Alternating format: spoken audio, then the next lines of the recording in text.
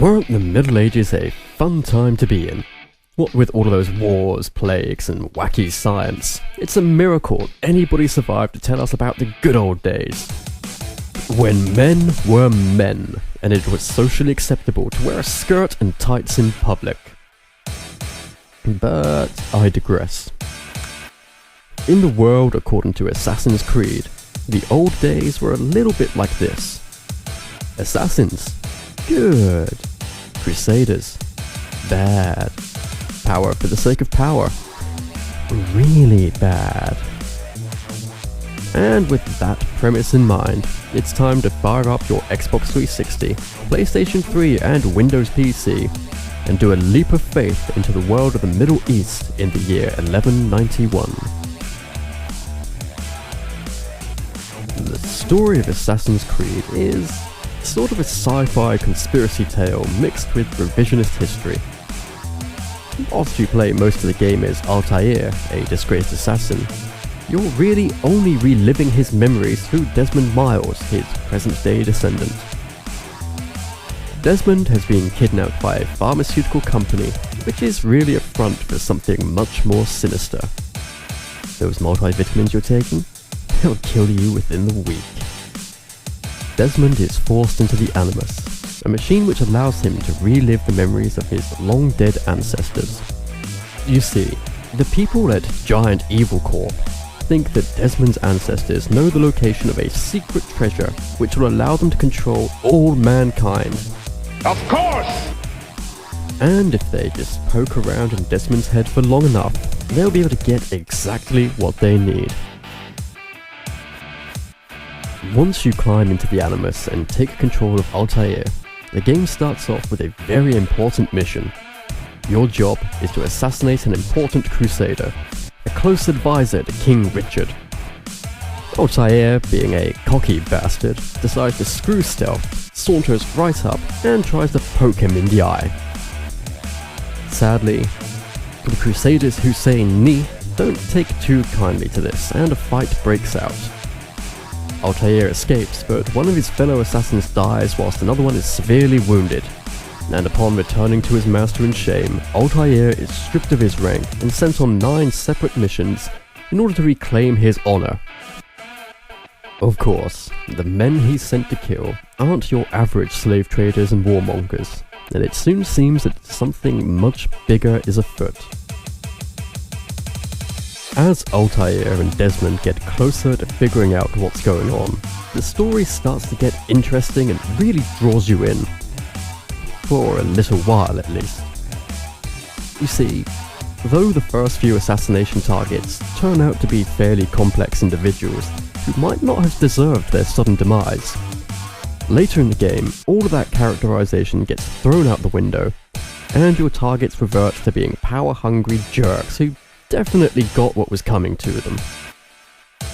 The modern day storyline doesn't really work either, seeing as it doesn't end with a big reveal or even a decent cliffhanger, but instead a boring conversation and random information that doesn't really help you understand what's going on.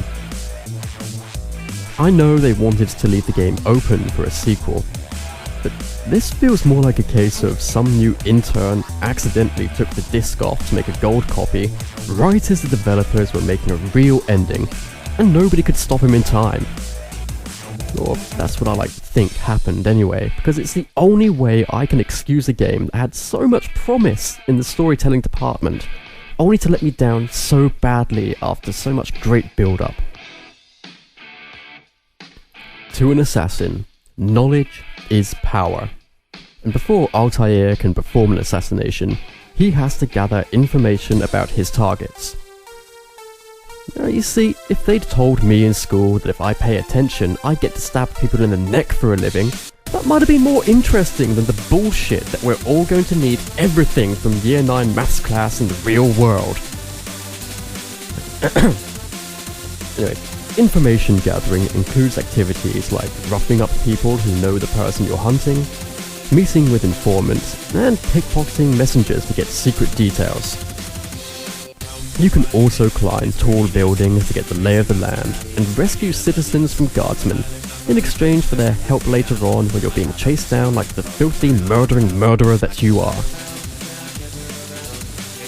For the first few missions, you'll probably be having so much fun that you'll seek out each and every objective on the map just to experience everything this game has to offer.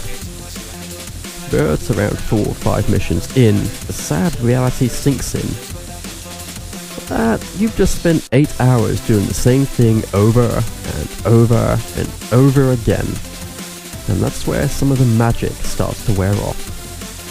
There aren't any missions where you get to choose between investigative paths to get to your target, and each level plays out the same way every time. And that's where Assassin's Creed manages to suffer one of the worst fates for a computer game. It just becomes boring. At least the cities are nice and big though.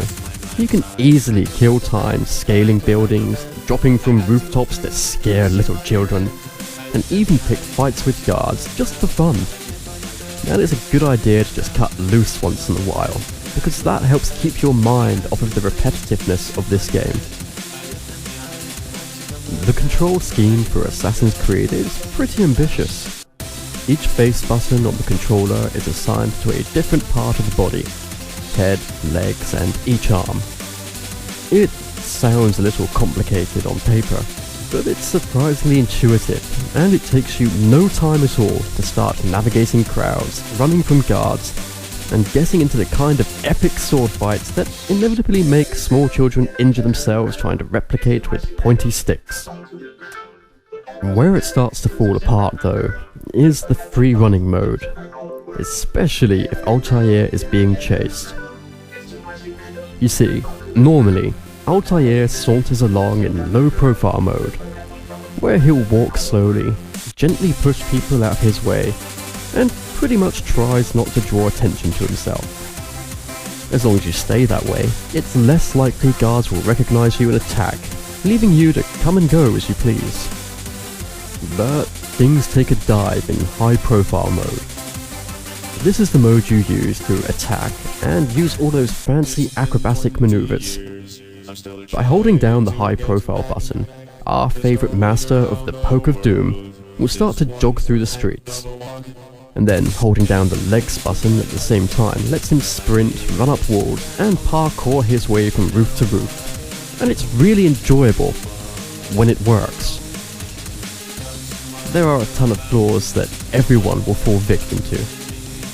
It's especially frustrating when you're trying to escape a small army of armed guards, and every move counts.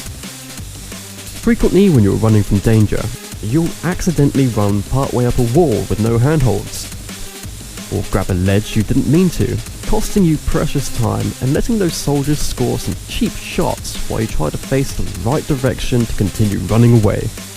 And when you do turn to face the soldiers, the combat can be just as clunky. The lock-on system changes targets almost at random, making it very hard to single out one foe in a large group. In the end, the controls themselves are pretty good, but there are a lot of times when the game's interpretation of them are a far cry from being perfect. You know what? Whilst I'm on a roll with the flaws in this game, I really should take a moment to address the voice acting too. Well, one voice actor in particular really. The rest of the cast are great, even the bit parts. But Altaïr is just terrible.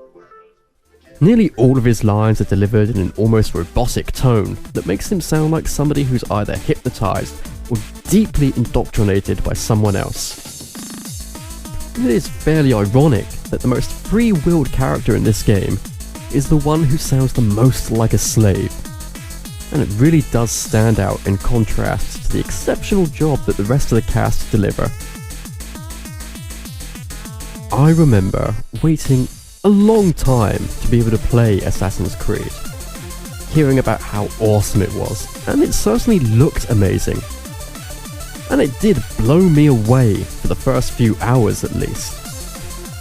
In the end though, all I can say is that Assassin's Creed was certainly an ambitious title, but the repetitive gameplay, a poor lack of attention to developing the storyline and the characters, and the control issues really showed that Assassin's Creed needed a bit more work on its execution to be worth playing to completion.